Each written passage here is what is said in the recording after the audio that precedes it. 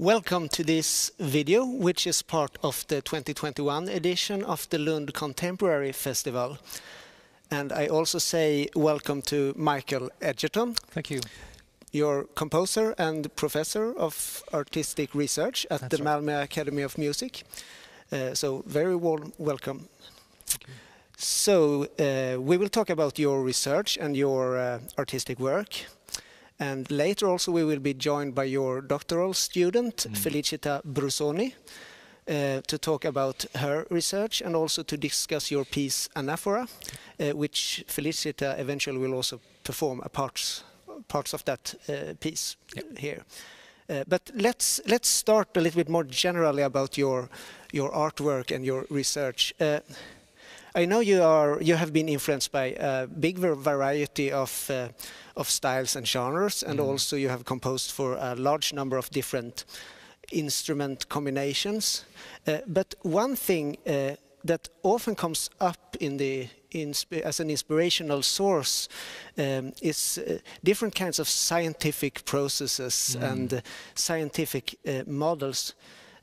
Could you tell us a little bit about the role that natural sciences have played in your and maybe still play in your artistic work?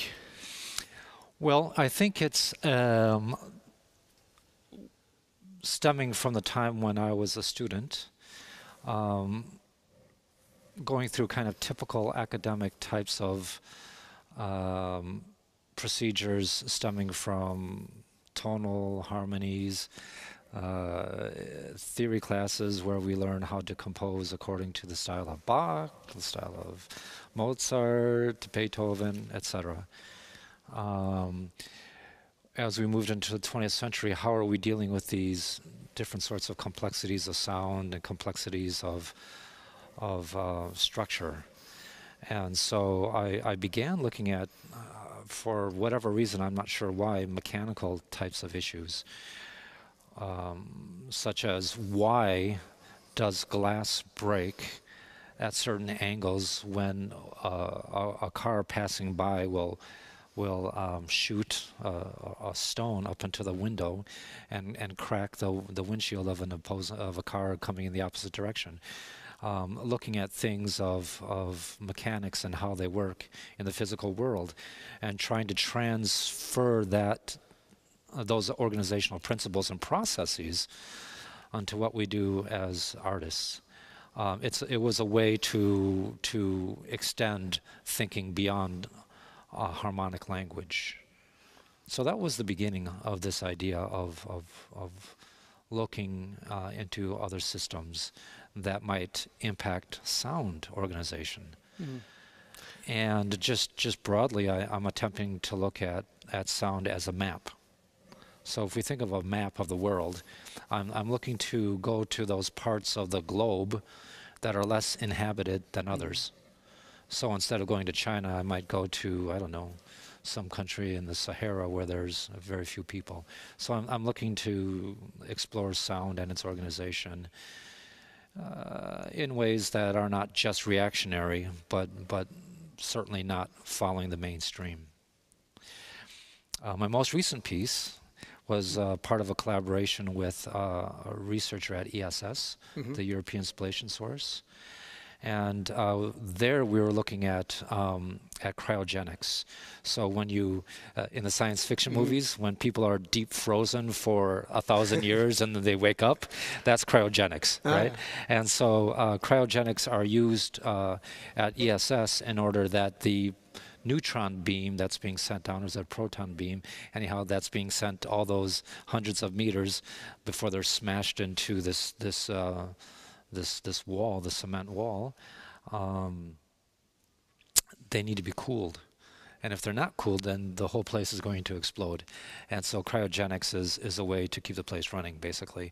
But it's a fascinating world because there's all sorts of interesting phenomena when you get into ultra cold states.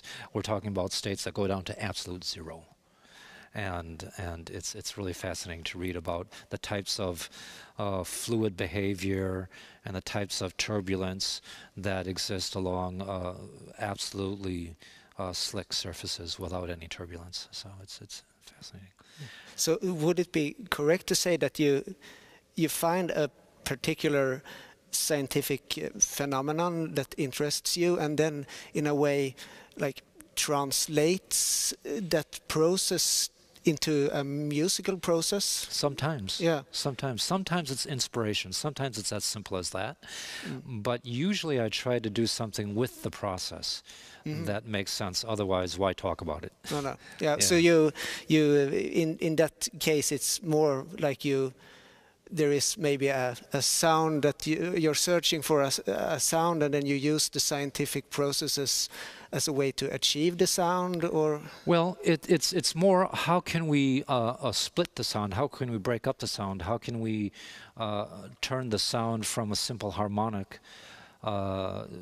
or let's say idiomatic way of producing sounds on an instrument like the clarinet, and how can we then turn it into an extra complex sound in which we might have two fundamental frequencies, not just one, so two pitches, not just one pitch, or we have the spectrum in which we have elements that are heightened so that we have the illusion of more than one fundamental frequency, or changing the color in certain interesting ways. These are the types of things that I'm exploring with a multi-dimensional type of world, and so it's sometimes really involved with the process of making sound, breaking it up, really focusing on sound production with humans. Yeah, I think a good example of this is which we will talk more about later, your work on the human voice, and your research on how to extend the possibilities of the human voice in ways that are usually not so commonly used in our vocal performances. For example, you have written this book, The 21st Century Voice, which we have here, where you go through this research. And so could you tell us something about this book and the research behind it? Yeah, it's the idea is that we're looking to explore the limits of voice, limits in terms of sound production, limits in terms of perception of voice. And the approach was that there are, of course, a million different ways you can structure a book, but I thought the way that would be the most beneficial to musicians and composers would be to give them specific tools that we could use in a pragmatic way. So this is based on voice science, the way that people understand that we have a power element that drives the sound. We have something that breaks up the air, which are the vocal folds. We have something that resonates the sound once the sound is broken up, or once the air is broken up. We have a resonator, which is the space from the vocal folds to the lips, and also to the nose. And then we have a way of moving that sound around called articulation, which we do on all instruments as well. And this book uses that basic framework, and with a few other additions, in order to give people very practical and pragmatic things that they can do in order to explore the instrument. Because the idea with this book is not a historical document, this is what's been done, but it's rather what can be done. And it's based on experiments with voice now, and presenting different ways that people can go forward with the instrument as creative people. Okay, but shall we maybe zoom in on a few specific pieces that you have composed? So let's start with this piece for solo bass clarinet. Thanks. Called Binary Instability. And we were talking about getting inspiration from scientific phenomena. And here, binary instability is, as I have understood here, it is a physical phenomenon that has inspired you to this piece. So the basic principle is that if you have a small box and you heat the bottom with uniformly with a coil or something of that nature, the heat begins to rise. and the liquid inside will begin to revolve around. As the heat begins to rise, the cool liquid is then pushed down, and we begin to have an activity of movement within the box.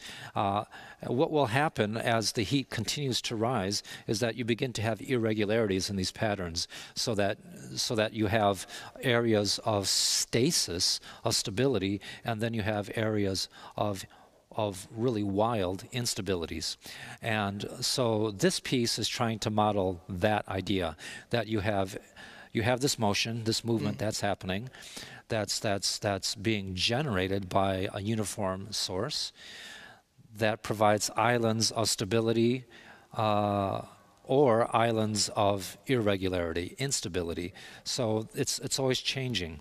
So it's not, I hope, giving the perception of being one thing, but that we have a changing types of phenomena between stability and instability. And it's a challenge with a solo instrument because you have one thing. So are these islands going to occur one after the other? Is it going to be purely a metaphorical thing? For me, that would be pretty lacking, right? That wouldn't be so effective. So what I tried to do is I tried to overlap sounds simultaneously, so that the bass clarinetist would be making a noise sound at the lips while producing a sound from the vocal tract. It could be from the vocal folds, or it could be some other location, while producing a sound on the bass clarinet, while moving the reed off center so that you have sounds escaping from two different locations or three. And so it's that idea that we have an overlapping of simultaneous sounds so that we can have regions of instability or stability. At the same time. At the same time, yeah. So it's really the 3D image of the box.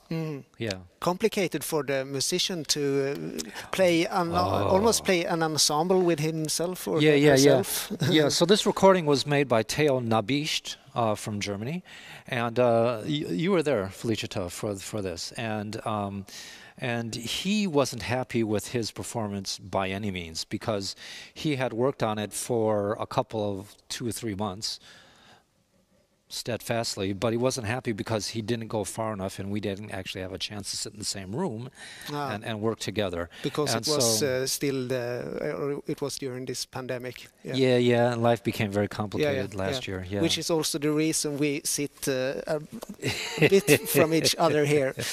Yeah. Okay, so but maybe. Should I play? Yeah, show us the example. Okay. It is from this recording in Germany. Yes, he premiered the piece in Germany at the what do we call that again? It was at that cabaret near the Stadtmitte. And anyhow, he premiered this in Berlin, but this was from the performance in Malmö. Okay, this is from Malmö. Yeah.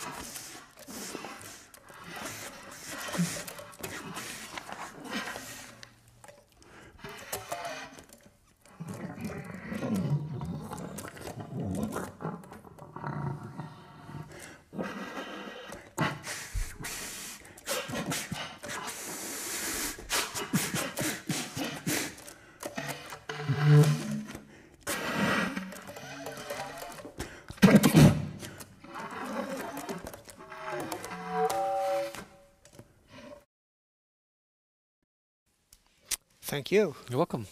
So yeah, we really heard all these multiple layers of different types of sound production that you talked about. Yeah, I wanted to give an example here of a lot of activity.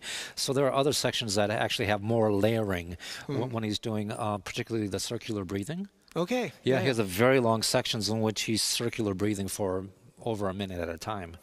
And there you really hear the layers pile up as it continues without breathing. Okay, cool, sorry. yeah. Next example we will talk about, we have this, it's a piece for piano, where you use the piano also in slightly unusual ways. Yeah. And this piece has a rather long title. It's called "Noise is Interrupting My Practice. Silence is when my reaction is quiet.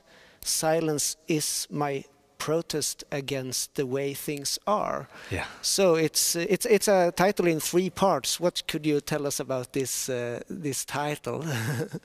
Well, in a way, this is also autobiographical, but I better not talk about that. Okay. So it did have to do with a life's event, and this is literally my reaction to something that was pretty destructive, and I decided to take the approach of silence. In this case. Yeah. I mean, I've lived in some pretty, I've not been in the institution for most of my career. I've been outside of institutions for most of my career. So being in unusual situations all around the world, you have to deal with things on a very, you have to deal with them from people to people, you know, because when you're the constant foreigner, you have very little power to deal with things sometimes, and so you have to choose your battles. Yeah, of course. Yeah, of course. Yeah. So this one was, yes, autobiographical, and it actually comes from a short story. And I should have thought to bring that story with me, because it was quite very interesting.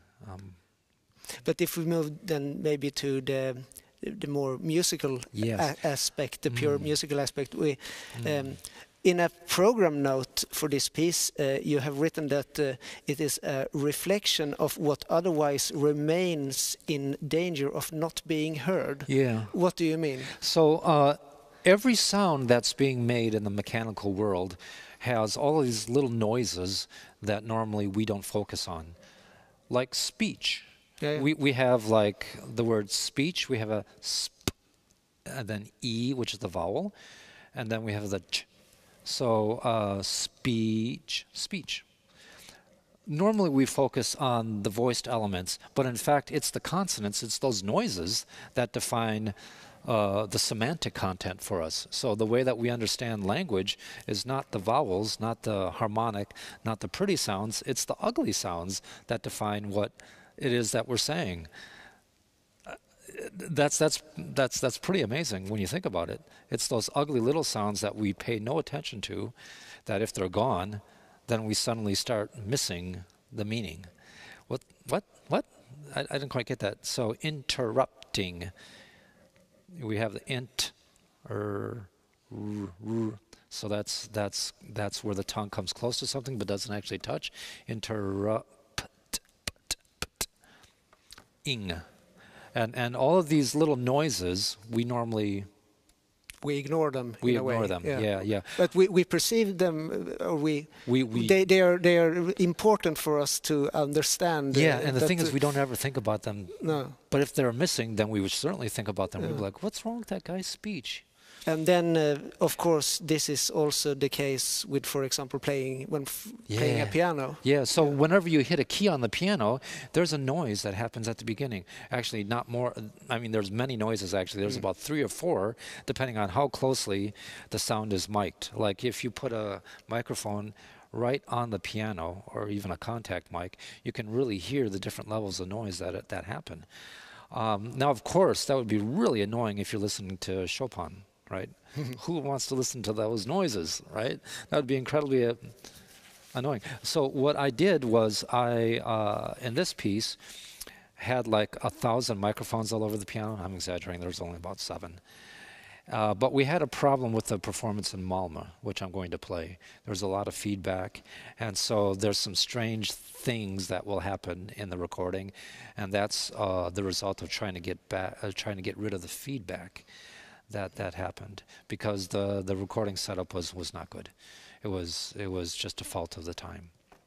Shall we listen to the recording? So let's listen to it. Yeah. But what I wanted to say was that all those little small noises that happen in the piano are now brought to the forefront, and all the pitch noises we're trying to reduce to the background. You have zoomed in on what is happening in between each normal note, if I may say. Yeah. So here's a short excerpt, or 2 short excerpts.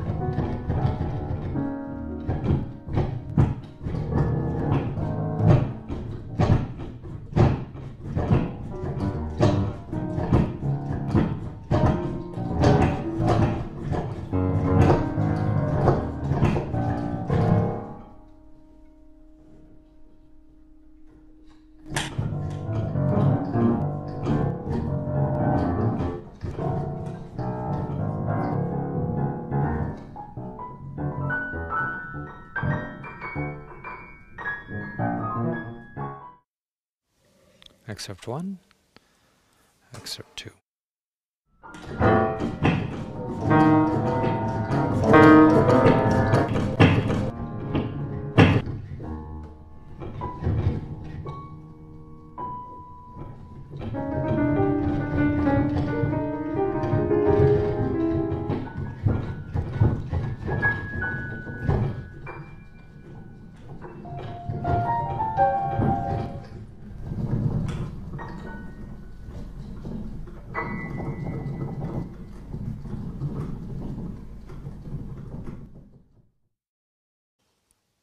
Okay. Yeah, I've watched a video of this, and I know that the pianist is like shaking the keys and like slamming the pedal up and down, and so it's really an example of all these noises that we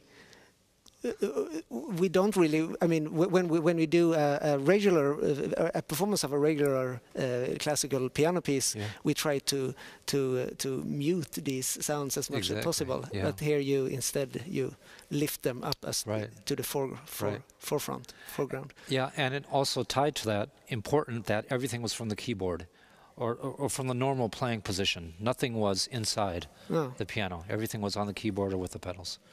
So he wasn't knocking on the piano. Everything was on the keys. Yeah. Okay. Next we have a quartet for bass, clarinet, trumpet, trombone, and voice. Inspired by the Mongolian steppe. And it's called Return of the Taki. Is it correct pronunciation? Yeah, Taki. I guess it was Return of Taki. The last feral horse. Yes.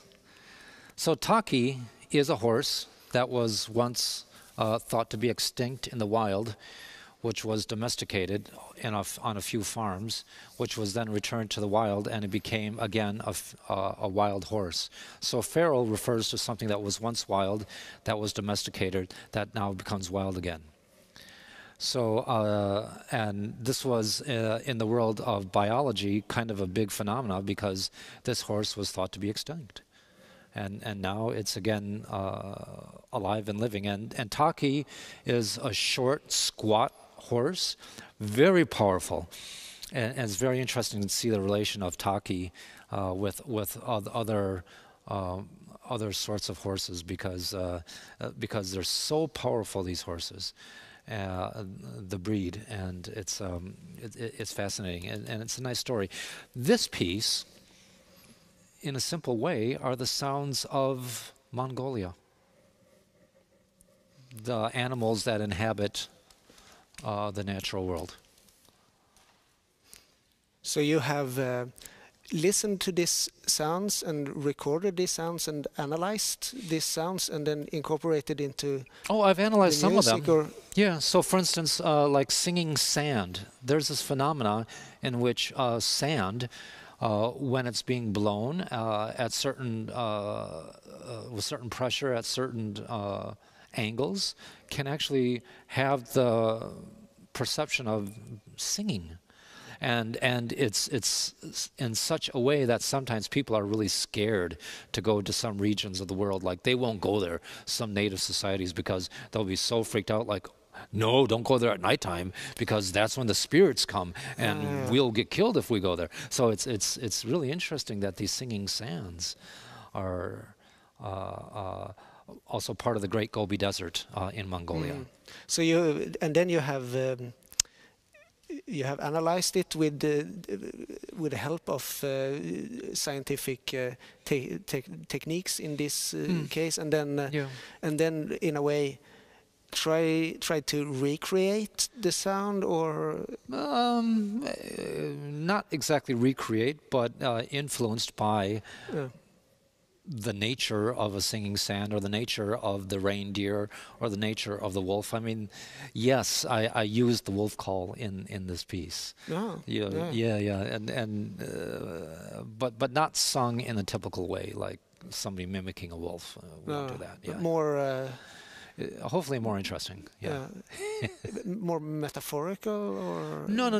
It's that I have the voices sent through instruments. Okay. Yeah. So you can hear the typical line of the wolf cry, but it's through the instrument, which then adds a different resonating property, and et cetera, et cetera. It's one of the few pieces that I actually use text. And this is ancient Mongolian text, not modern Mongolian, but ancient Mongolian from about 1,000 years ago, and speaking the UN Declaration of Human Rights.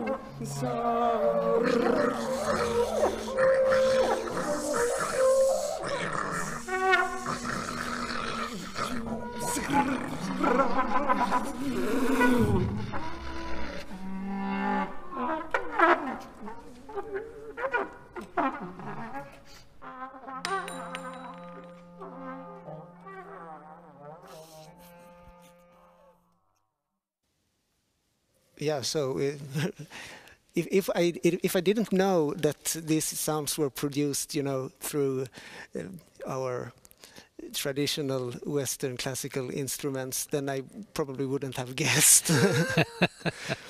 But Cool. I think you can really hear, you know, I don't know that, or if I didn't know that it was the Mongolian steppe, maybe I shouldn't think of exactly that, but you could definitely, you know, relate to some kind of natural sounds. Cool, great.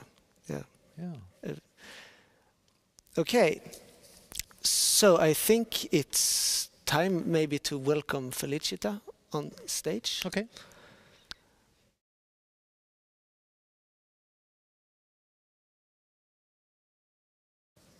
Okay, so now I welcome Felicita Brusoni. Thank you very much. Also to join us on stage. And you are a singer, a high soprano to be more specific.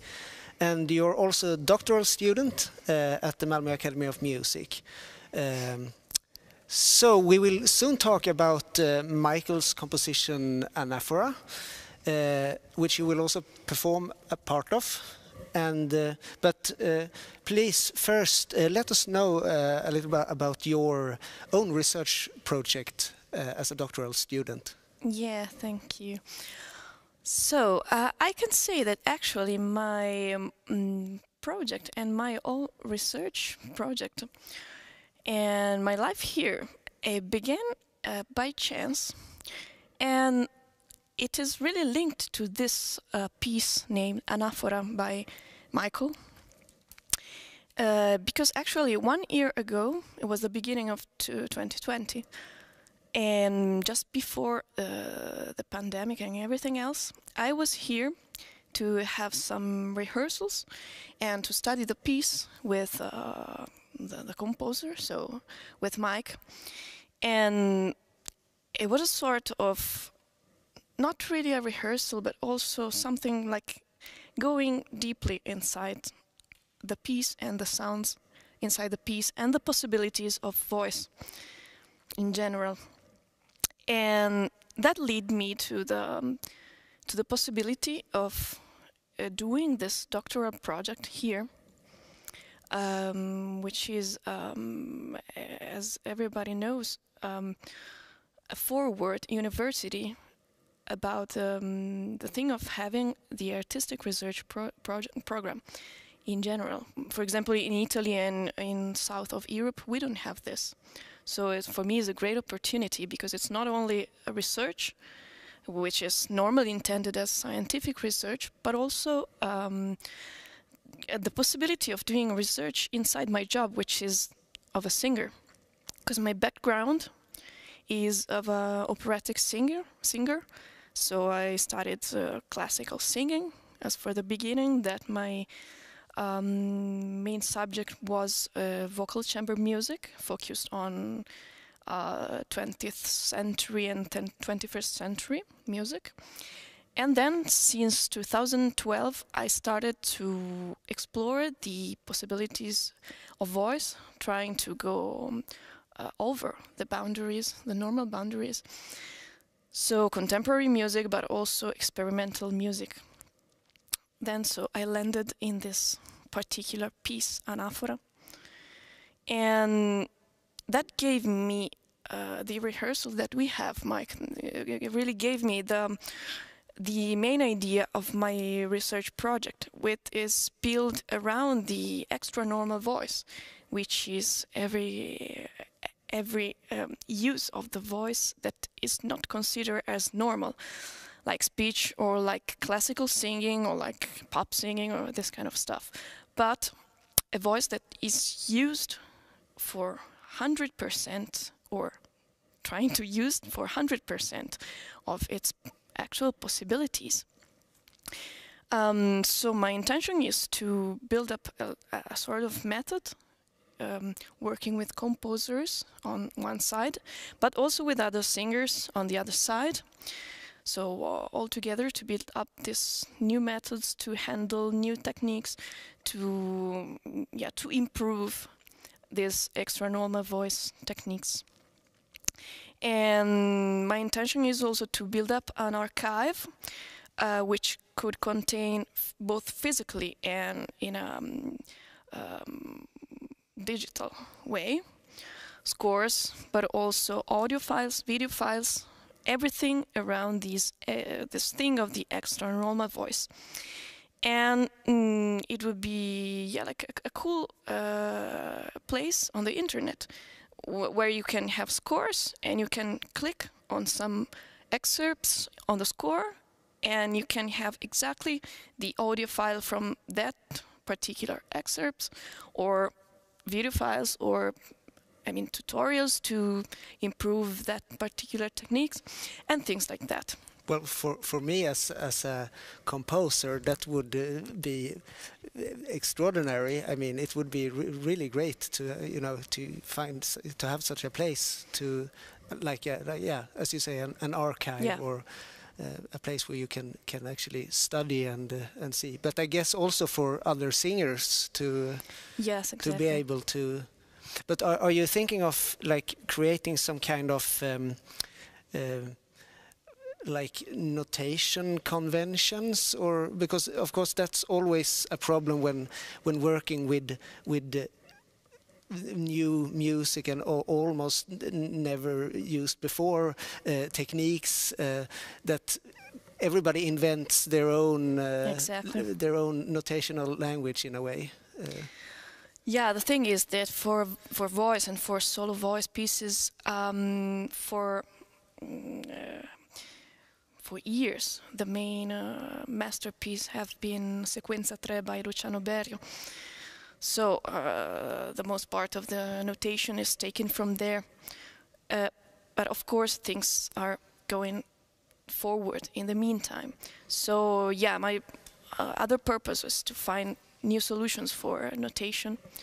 Also, we were talking with Mike about building up a system in multiple levels, in case of sounds with, of course, multiple levels of little sounds inside. So yeah, we're trying to build this with the composer's help, of course. And also, I read on your on your profile at the Lund University research portal that you might also use the help of other experts from other disciplines, like maybe medical experts. And yeah, for sure. A large part of the project is to study in the most scientific way the voice. And we're for the moment we're collaborating with this human lab here in Lund, and trying to develop some techniques. We're trying to discover some more things about this M4, which is a glottal whistle. Yeah, we're beginning a project that will look at medical aspects of the voice. So we're working with medical professionals, beginning that process, because it's quite a lengthy process to be able to work with people in hospitals and in clinics. But this is a project I've been involved with for a long time, over 10 years, and we're going to begin this phase of the project, and that's well on its way. Yeah, that's why I will ask for the help from the linguistics area, the phonetics and all this stuff. And also as regarding the applications of this extra normal voice, I was wondering some kind of applications in the video games world, because I've noticed that we have the Massive, that is the Ubisoft in Malmö. Exactly, just in front of the Inter Arts Center. So maybe, yeah, we can do something together because they're using a lot of this kind of sounds. Okay, so this piece, Anaphora, how is this linked to your project or your research? Yes, you want to introduce the piece, or? Well, maybe just briefly. This is a piece for 56 classes of multiphonics, loosely grouped around the ideas of voiced and voiced multiphonic, voiced and unvoiced multiphonic, unvoiced and unvoiced multiphonic. So three main groups. Three main categories, but sometimes they're a little bit in flux because the voicing can change very rapidly and very quickly. Because you can have a pitch sound without voice, for instance. Could any one of you make any examples maybe of these? I mean, a voiced and voiced multiphonic and a voiced and unvoiced? Yeah, for sure. I will start with the voiced and voiced multiphonic, which is the combination of normal vocal pitch and the vocal fry, which is basically the... Yes, of course. So normal pitch is vocal fry, and I can add the two together, which means that they're both made with vocal folds. So we have a voiced coming from the same source, which are vocal folds. So I will start with the pitch and then add the vocal fry.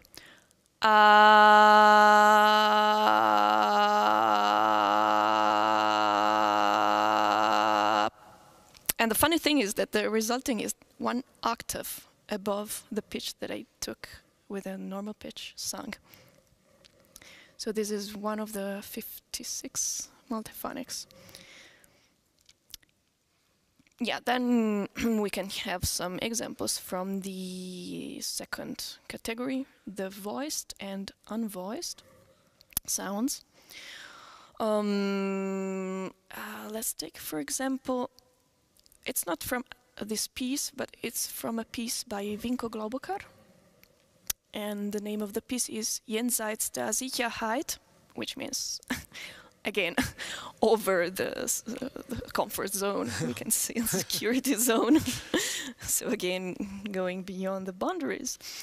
And it is a normal glottal pitch plus a whistle. So again, and then all together. And this piece in this excerpt involves also the voice coming outward and also inward. So it is a mix of the two things.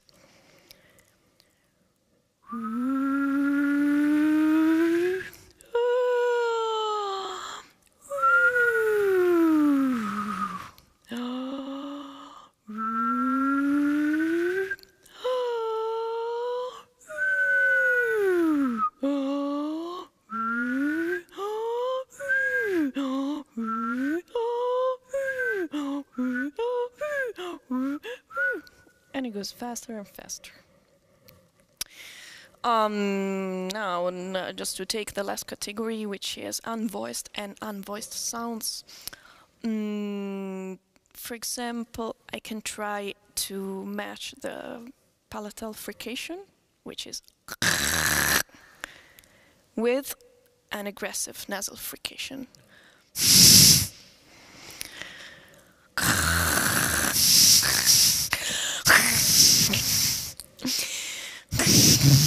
There you go. Yeah. And this is pretty challenging. Yeah. And that's what I love from the piece Anaphora. The tease. That you don't have these techniques like studied and taken and put there. But the aim of the piece is to continuously searching for the sound. There should be a struggle at every every moment of the piece. Every There's a moment. struggle. Yeah, like producing those two sounds together is really difficult, and you have to really fight for it.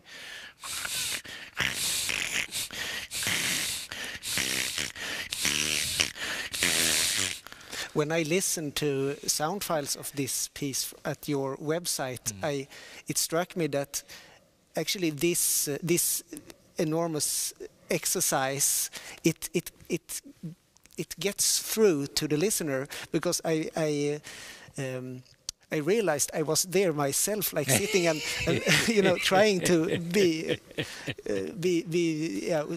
with the singer in a way. Yeah. Not that I did the same thing, but I was like really tense from the That's beautiful. struggle from Nice. from the singer.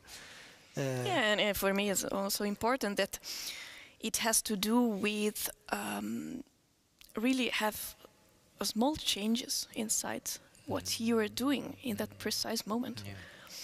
And this little changes, we're talking about, I don't know, less than 1 millimeter in every muscle you move inside, and we're talking about things that you can see. So really small changes that can lead you to other ways. 1 way, 2 ways together, 3 ways together. Yep. And every time you don't know which way will be in the end. And that's, for me as a performer, is so amazing, because you're there and you're really, you don't know where you're going to. So that's really fascinating. Yeah. I have one question for Michael, actually, because since this piece, it's in a way both a musical composition, but also in a way a catalog of sounds, or of sound producing techniques, maybe. Was there, I mean, in the compositional process, did this mean any difficulties, like an internal antagonism between these two aspects, if you see what I mean? Absolutely. So it's really pretty radically different than normal compositional activities, because I had to be true to the notion of multiphonic 1, multiphonic 2, multiphonic 3. I mean, I didn't work in that way, but you have all these different sets. And within each category of multiphonic, we have this aspect of these micro changes, which I call scaling, right? You make very small changes using the same parameters, same methods, and you begin to get different results, which is something that Jaap Blanc does quite well as an improviser. So this then really messes with the idea of repetition, for instance, which is something that we use. We use materials and then we reuse them in different ways, in different contexts, sometimes very slight, sometimes very literal repetition, and this piece is based on a different idea. So how do I then achieve the notion of repetition while adding different multiphonics? Some of the techniques are repeated from time to time, and so I do build in this kind of literal repetition, but sometimes I have to, through 2 or 3 different multiphonics, I have to link them by taking one element that stretches from multiphonic 3 to multiphonic 20 to multiphonic 39. By using some sort of similar procedure, which could be air, which could be ingressive phonation, which could be something with the nose. I mean, it could be with the palate moving up and down. There's a lot of different ways to work with those ideas. But it's how do you make a line through different procedures. It's like taking a fishing line, or you tie it to a needle, and you put it through one type of material, then through another type, and then through the glass. Something like that. You're right. It's extreme difficulties in that way. And then this, I guess, is the meaning of the title, right? Yeah. Because anaphora is a word from ancient Greek, which means carrying on Yeah, repetition at yeah, the it's the beginning same of a thing. phrase. Yeah. So I have an example at the beginning of the score from Shakespeare, using an anaphora in Shakespeare, or anaphora in Shakespeare. Like a quotation in... yeah. Is it there? Is it at the beginning of the score? You have that? Yeah, actually it's here.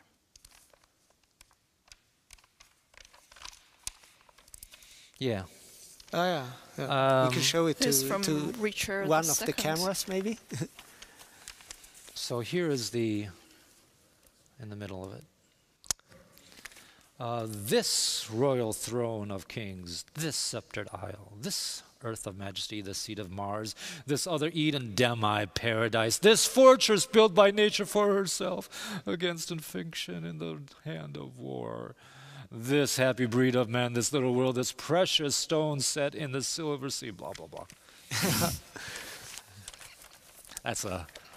Okay, yeah, so... Anaphora. So, yeah, and this repetition is something that occurs in a way in but in different forms. Not as stones of one element, but one element of the multiphonic being the anaphora. Yeah, so it's not both parts or three parts if it's three part, but it's just one of the elements that's then stitched through. Okay, so we will finish by hearing Felicita Brusoni perform Anaphora by Michael Edgerton here at Skissernas Museum in Lund as part of the 2021 edition of the Lund Contemporary Festival. So very big thanks to both of you for participating here today. Thank you. Thank you very much. Thank you.